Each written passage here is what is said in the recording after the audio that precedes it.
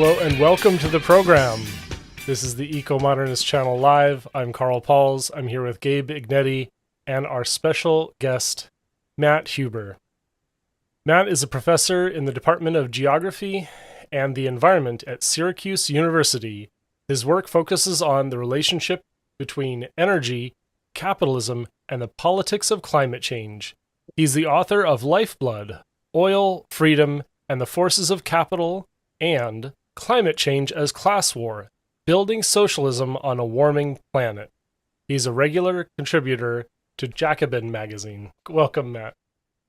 Thank you so much for having me. You've written extensively about the climate crisis. A lot of people are more doomer, a lot of people are more optimistic. What's your take? What level are you at? What are our prospects moving forward? Well, I vacillate between kind of doomerism and optimism, but I have the book Climate Change as Class War basically says doesn't really matter what our feelings are on the climate crisis. Really, it's a question of power, and it's a power struggle. And I argue it's a class struggle. I mean, class in the sense that it's really going to have to be sort of a mass movement that can wrestle control over our energy production system to direct it in the rapid decarbonization we know needs to happen. And that particularly the climate movement has not really shown for its existence that it has that level of social power to really take control over large scale energy infrastructure systems and direct them. So the book is really trying to get us to think about how we could imagine a much more powerful climate movement. So, but stepping back from that, I think the barriers to solving climate change are rooted in the capitalist kind of system. And there's kind of layers to that. But the main argument of the book is that ultimately, again, because one of the definitions of capitalism is private ownership of production for profit, and that's just sort of a general way in which we organize a capitalist system. We have these sort of scattered private owners of businesses, and they compete on markets for profits. And you know, it's quite complicated globally, but a large part of the energy sector, particularly the fossil fuel sector, is owned by private owners, and therefore, and a lot of private industrial actors, high emitting industrial actors, are private owners, and they have very short-term interests, and they have very kind of narrow interest in just profit and accumulation growth. And therefore, it's really going to take, again, a mass kind of movement to wrestle control away from those private actors. There's other problems, which is, I think, fundamentally, decarbonization is going to require a whole lot of investment in public infrastructure that capital are not known for being that interested in. There's a reason why we had build things like sewage treatment plants and interstate highway system and these kind of shared infrastructures that everyone sort of needs that underlie society. And because we've kind of like taken the electricity system and highly deregulated it and broken it up into all these different parts and subjected it to all this competition, there's no sort of clear plan for capitalists to invest at the scale we need of sort of totally restructuring these systems. And not just for the grid, but we're going to need new public transit systems. We're going to need public housing, totally restructuring of the infrastructures of everyday life. And that's going to require a lot of investment that capital is not willing to provide. Typically, it's provided by the state, but we've been living through this kind of austerity period. And so we're kind of in this impasse where people like the Biden administration think if we just throw a bunch of tax credits out there, we're going to incentivize private capital to build this world historical transition away from fossil fuels. But I'm very skeptical that that's going to take place. The last thing I'd say is capitalism is known for subjecting much of economic allocation to what Marx and Engels called kind of the anarchy of markets. So this sort of anarchic markets, which are really the opposite of planning. And I think also for decarbonization and for, again, public infrastructure like the grid, it's so clear that we need a lot of like coordination and planning of this infrastructure.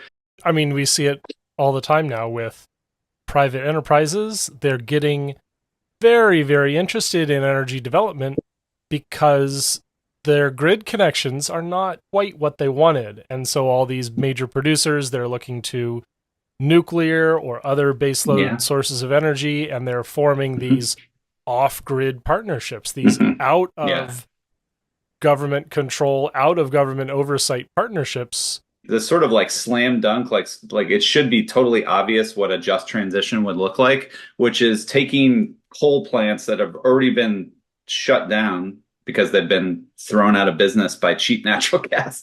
Take these coal plants and recommission them for nuclear. They're already on the transmission system. They already Yeah. have like skilled workers in the community that used to work at these power plants, and they can be trained.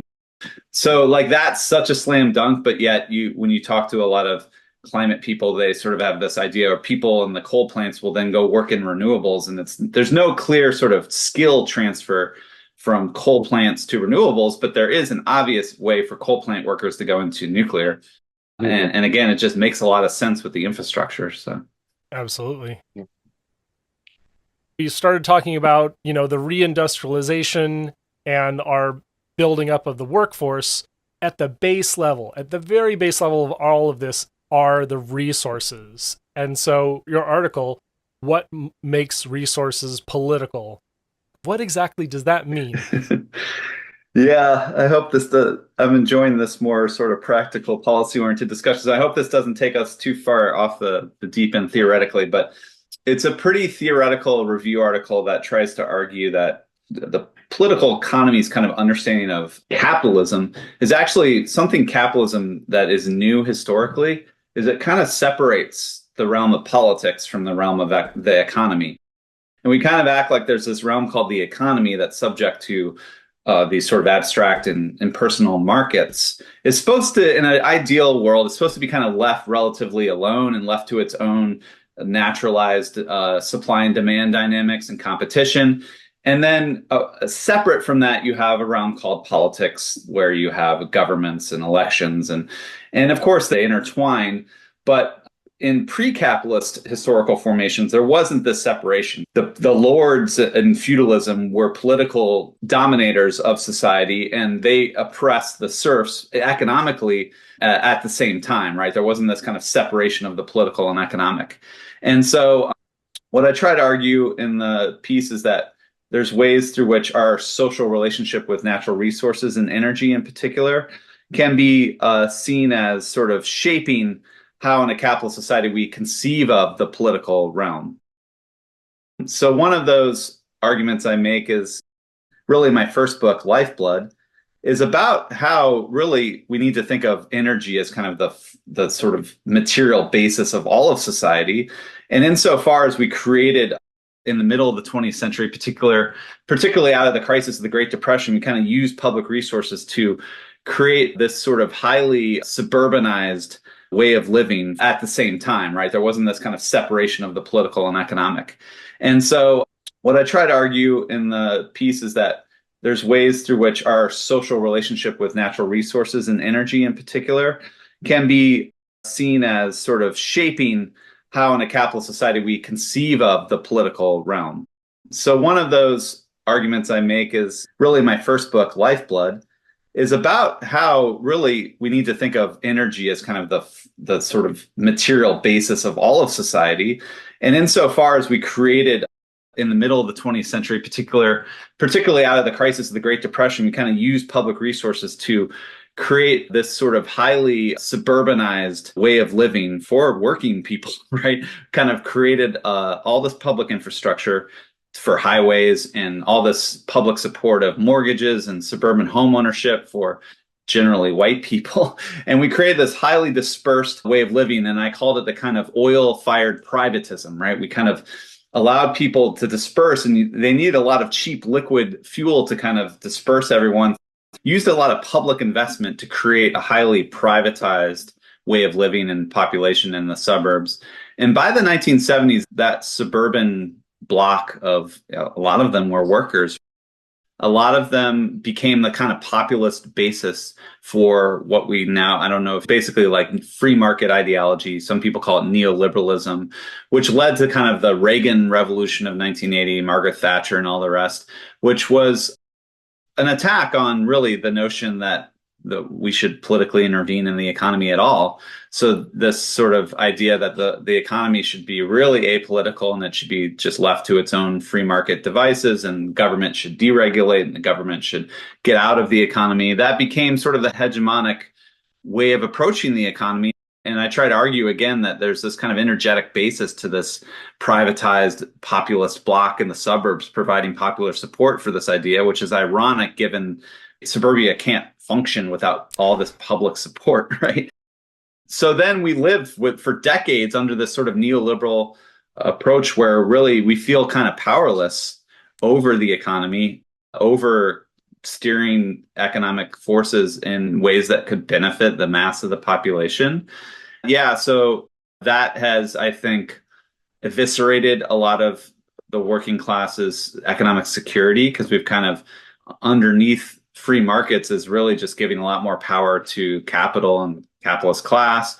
And that, as people's lives, as the middle class has been destroyed and people's lives have gotten worse, people are getting more angry, and you start to get this kind of populism, right, where you do get these kind of critiques of capitalism, whether it comes from Trump, which is, I would say, like a nationalist kind of anti-globalist critique of global capitalism, or you have the kind of Bernie Sanders wing that really tries to say, no, it's the rich and the billionaires who are screwing us all over. But you start to finally have a kind of politics that's really sort of critical of this neoliberal consensus that's ruled over us for several decades. And now I think we're in, as Antonio Gramsci called, we're in this interregnum, the sort of middle period where it's not clear what direction we're going to go. We might go in this kind of green social democratic left direction, or we might go in this much more right-wing authoritarian populist direction, and things are kind of up for grabs politically, which, as someone that was born I was born in 1978, right before the Reagan Revolution, my whole life has been a period just where politics didn't feel like it was even possible.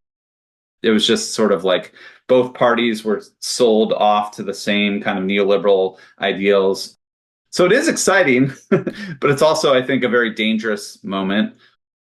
But at least the idea that the government should be directing economic policy is finally sort of come back into vogue, and I think that's a good thing. So we've kind of got a choice. We've got this reindustrializing, quote, middle of the road Democrat and the long view of climate and industrial progress, or sort of the bumbling opportunist who thought he was going to clap his hands and reinvigorate American fossil fuels and nuclear at the same time by imposing a few tariffs and talking about how great American workers were, without actually helping foster the policies and the infrastructure we need to build out those industries. Yeah. Well, I was one of the people that was kind of very excited by the idea of a Green New Deal, simply because I think in our country's history, the New Deal was really the period where we actually had a state that was being pushed from below by labor struggle and strikes, but also kind of had a lot of like technocratic expertise, and kind of actually said, you know what, we're in a Great Depression, we're going to like use the power of the state to kind of rebuild the economy from the ground up. And but that was through kind of public led investment, things like the Tennessee Valley Authority. Well, a lot of capitalists aren't that interested in developing new nuclear. Some are, but this public utility is really gung-ho about developing new nuclear, and really excited about it. So that's kind of one of our lodestar things. But the New Deal period was so much about the public sector sort of rebuilding core infrastructures, not just the electricity system, where TVA its slogan was electricity for all. It sounds like a Bernie Sanders slogan. Private utilities, they didn't see it as profitable to bring electricity to poor rural areas. And they were like, no, everyone deserves this service of electricity, and we're going to create institutions that make sure electricity gets to each and every farm in the country. And, in 1934, something like 10% of farms had electricity. By 1950, it was over 90%. So it was really about bringing the material benefits of electricity to the masses of people. But not just electricity, like they built schools, they built bridges, they built things like art and theater, like things like the Red Rocks Amphitheater in Denver. Like these are New Deal projects. There's a great website called The Living New Deal that just catalogs all across the country, all these libraries, pools, all this lovely infrastructure that we still benefit from. And all that stuff was built with a political label on it, whether it be the Works Progress Administration or the Civil Works Administration. Like it was clearly a political project to kind of rebuild capitalism, but for the benefit of workers in rural areas. And you can see why, the Democratic Party was the New Deal coalition created just a tremendously popular support for that kind of New Deal Democrats for decades after that. I think the Democrats had control of Congress for pretty much every year from the 30s through the 90s. There were some exceptions there, but we're kind of in a similar period where we need that kind of level of ambition. Again, the Biden approach to just sort of showering tax credits on the private sector, having the private sector do all the building. It's not that kind of scale of political project that really is going to build up that level of support and popular support, because again, people just see a lot of companies coming to their towns and they don't know it's like Bidenomics, or they don't know it's this sort of political effort to win over people. I think last time I checked, I'm not even sure he's even appointed new people to the TVA board. Like he's not really seemingly all that interested in the TVA and like the sort of more public sector led efforts at decarbonization. So that's kind of where I would hope we could go. And I think we had a chance to kind of go in that direction with Bernie Sanders, and we failed. And now we're kind of stuck with this more centrist private sector approach, and we'll see how it plays out. And let me riff on that real quick. So the sort of the difference, again, being TVA versus BPA, is we have one government administrator in my neck of the woods that is the backbone of the power trading, but doesn't really have much other than this baseload of enormous hydro and a few other baseload services, like one nuclear reactor is it. And so it's on the back of this public good that we are conducting this wild energy trading market and pretending that it's going to just work out forever this way without continuing to invest in the infrastructure like you're advocating for with TVA, where TVA has the capital and the ability to build in its mandate, where out here we don't really. We have to go to beg 27 different PUDs to build our next reactor, and then we have to conduct public polling and voting to override some very old, very foolish laws that don't allow new nuclear. The Inflation Reduction Act does have a provision that's called direct pay, where public power entities can take these tax credits for the first time ever. So there is some excitement that might catalyze a huge boom in public power and public ownership of these types of projects. I'm a little skeptical. This tax credit market is very mature, and it has a lot of financiers and lawyers that are very sort of comfortable in figuring out how to channel these credits to tax burdened individuals. And so there's this already existing infrastructure that I think is sort of going to lock it in towards majority private sector. But at least there is the chance with the direct pay that we could see at least more public sector take up of these projects. But haven't seen much so far. So I'm going to transition us to the next question. We've previously spoken to Dr. Shimon Michał, who wrote this paper for the Geological Survey of Finland on the lack of availability of critical raw materials. And these materials really help ameliorate some of the resource constraints in fighting climate change. Previously, I've just recently been to Thorium Energy Alliance conference, and we had a number of addresses where the Chinese strategy for restricting the trade of these materials is part of their national strategy to continue to solidify their manufacturing. Is that something that we're going to be able to take a hold of in America? Where you think we need to go with these critical elements and transitioning to more clean energy? Well, there's, the standard eco-modernist answer to that is the most materially efficient form of energy is obviously nuclear. A lot of all the sort of hullabaloo around critical materials is this idea that we're going to have like a 80% solar and wind grid, which that would require a heck of a lot of minerals, and not to mention the batteries and all that. But nuclear requires a lot less. Seaver Wang has good research on that. So I would say I'm not an expert on these particular critical minerals, whether it be lithium or whatever else. I will say that I'm a scholar of oil, and oil to me is one of those minerals or things that you mine out of the ground that for really now over a century, geologists and other people have been warning that we're just about to run out of oil any minute now. And I did my dissertation on oil during the latest round of peak oil mania and concern about hitting peak oil. But what I've noticed from that history is that basically the capital is very good at finding oil when the price goes up. And when the price goes up, it becomes way more profitable to extract oil. And lo and behold, they find more oil, and whether it be fracking or offshore. So I've seen kind of a similar kind of narrative. I would call it like kind of like a Chicken Little narrative about critical minerals and looming scarcity of lithium or this or that. But I would say my sort of inclination is to think that those can be overblown, and that generally capitalists are pretty good at finding this stuff if there's a price incentive to do so. But that said, again, I'm from a socialist planning perspective, I would say we want to plan a rational energy transition that uses the least amount of minerals and materials possible. And if you're into that, then you should go with nuclear power. I have no argument there. I know that nuclear is absolutely capable of doing it.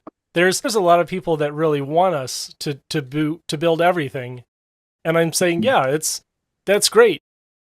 The only problem that I'm seeing is that China is solidifying their monopoly as the producer of photovoltaic silicon. They're enshrining their monopoly as the manufacturing powerhouse. And so, yeah, nuclear would be great. I want to see 100 nuclear plants go up by 2050, at least.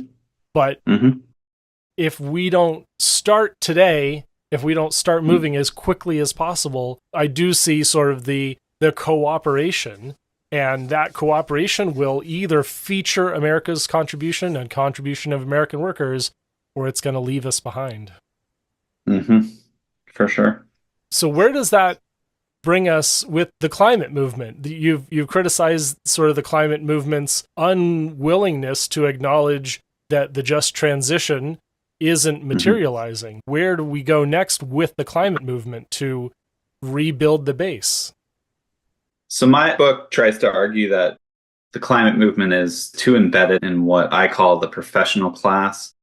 That essentially when you look at the climate movement, it's mostly highly educated journalists or academics like me or scientists.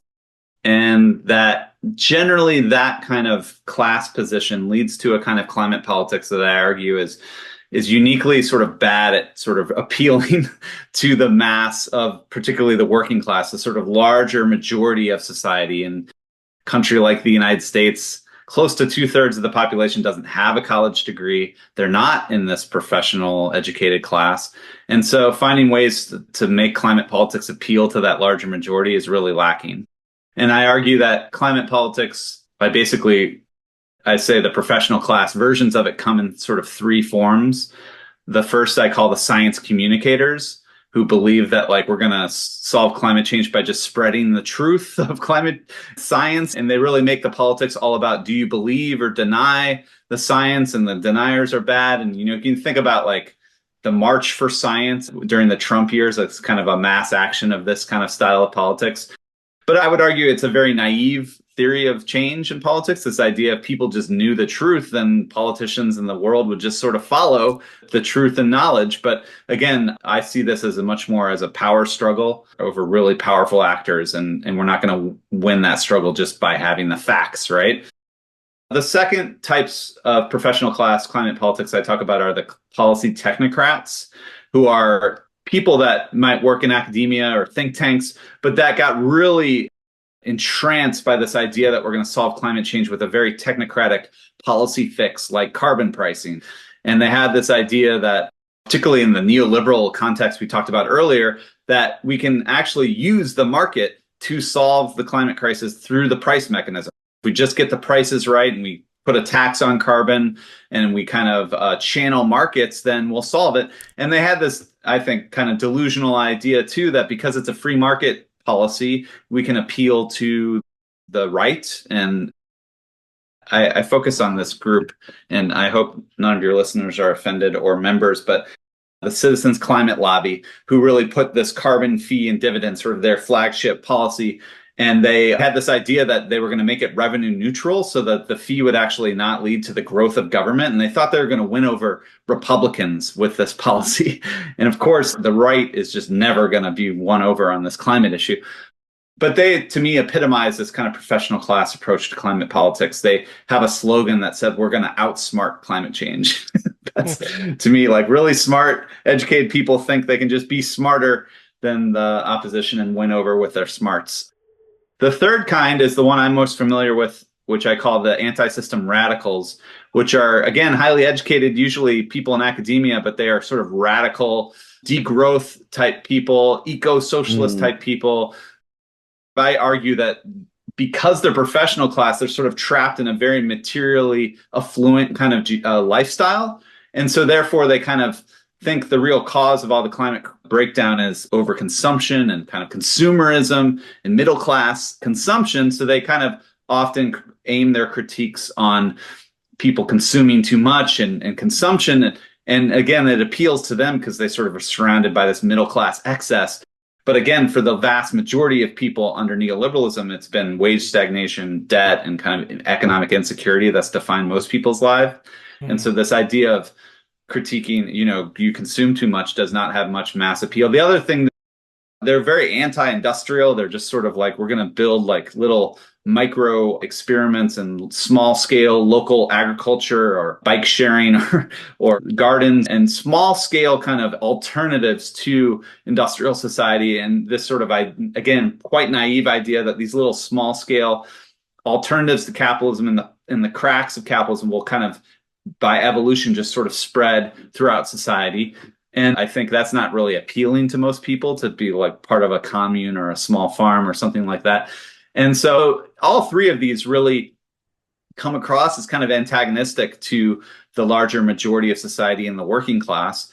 And again, as I said earlier, a lot of the sort of legacy of deindustrialization, a lot of the industrial working class has been shifting more to the right. And so the climate movement itself is kind of trapped in this minority of society in the professional class. It has not been able to kind of build a movement that can kind of like appeal to the mass workers of society. And so that's its problem. And then the whole other part of the problem too is that, to me, decarbonization and climate progress is really all about building entirely new infrastructure.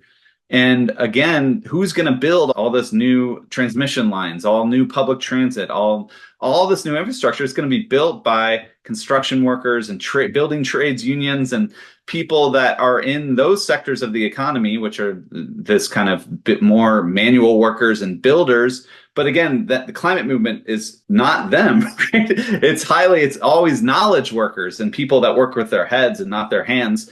And so there's this real kind of class divide between the climate movement and the actual workers and people we need to build the energy transition. And unfortunately, that divide sometimes becomes a pretty hostile antagonism. So you have a lot of the unions and the workers in those sectors, they don't have good feelings about the climate movement or the climate politics. Tell this story. I was in Denmark, a social democratic country, and I was hanging out with a lot of climate activists who had read my book, which was nice.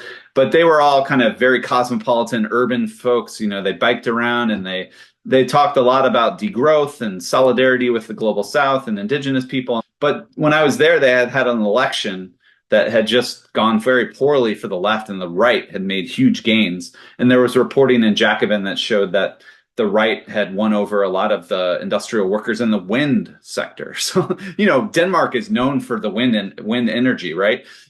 And these are, again, wind workers are, again, very different from these kind of professional knowledge workers. And so the point I'm trying to make is like, if you can't even win over the wind workers, how are you going to build kind of a large climate coalition, right? And so that's sort of a striking evidence of these, somewhat cultural divides between different types of workers, but a real problem where all the climate movement is sort of on one side of that divide.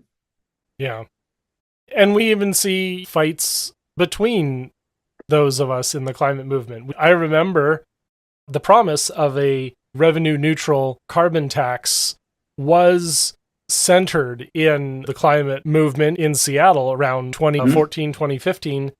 And it lost. It lost exactly because the anti-system radicals won the conversation. They required more inclusive prescription of how the funds were going to be spent. A sales tax cut was not good enough, even though that is our most regressive tax. It wasn't good enough. And instead, we now have the anti-system version that was sort of promoted ever since then. It was based on this coalition of interests, and that language flowed into the legislature, who, even though after the last time this initiative failed, the legislator did it themselves. And now we have enormous fund that's from our fuel and carbon tax, and everyone is fighting over it. Everyone's fighting over where these funds are going to be spent. We're not seeing it going towards mass transit.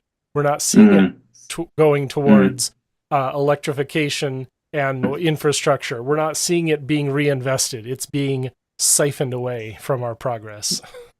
Yikes.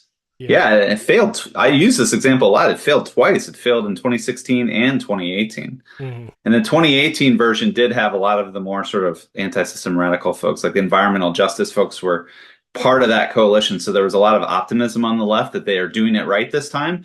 But when it comes down to it, when you're going to talk to most ordinary people, do you want to vote yes or no on something called a carbon fee or tax? People are going to say that sounds bad, right?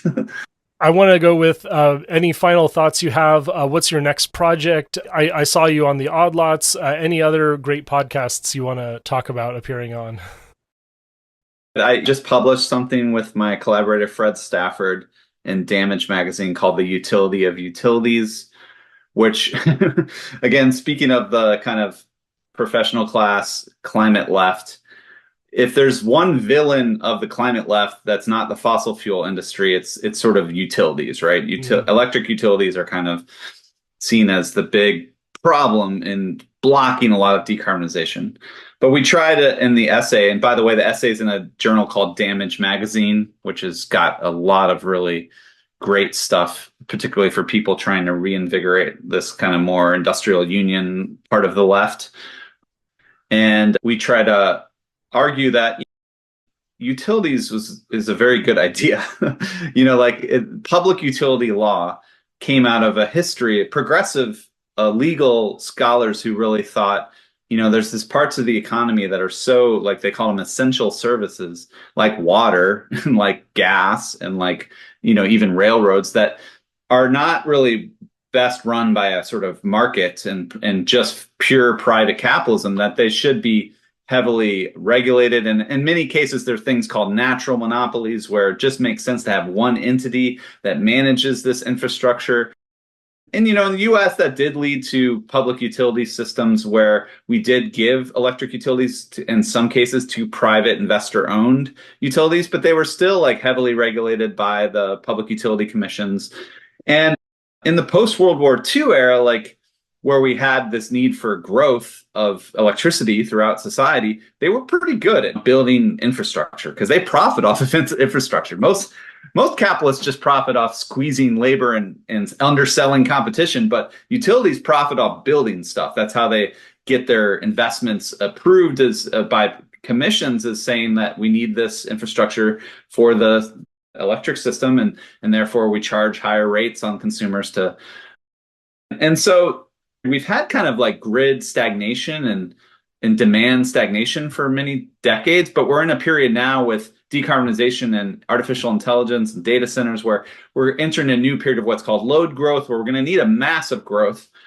And we try to make the case that, like, if you want a lot of growth, like this sort of scattered independent power producers competing on wholesale markets is not a really good model for growth, but utilities are. And we try to make a more sort of perhaps somewhat nostalgic argument that we should reclaim this idea of public utilities, that electricity should be considered a public utility.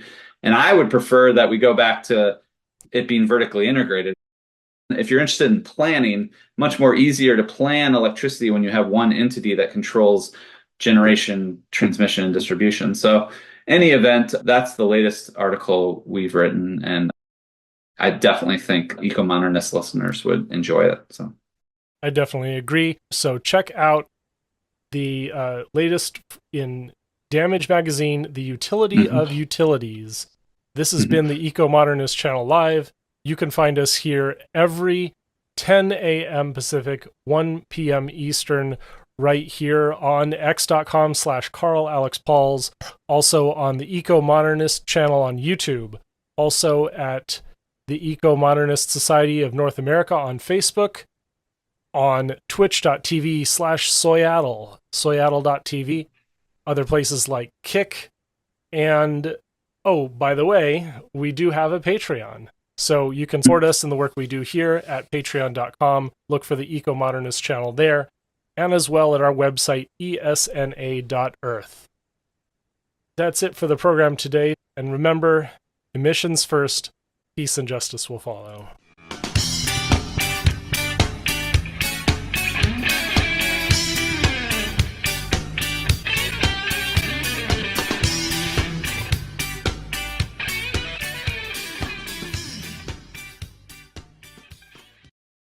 Please subscribe to us on YouTube, Ecomodernist channel. Also to subscribe to us on Twitter and Facebook, Ecomodernist Society of North America. And online at https://esna.earth.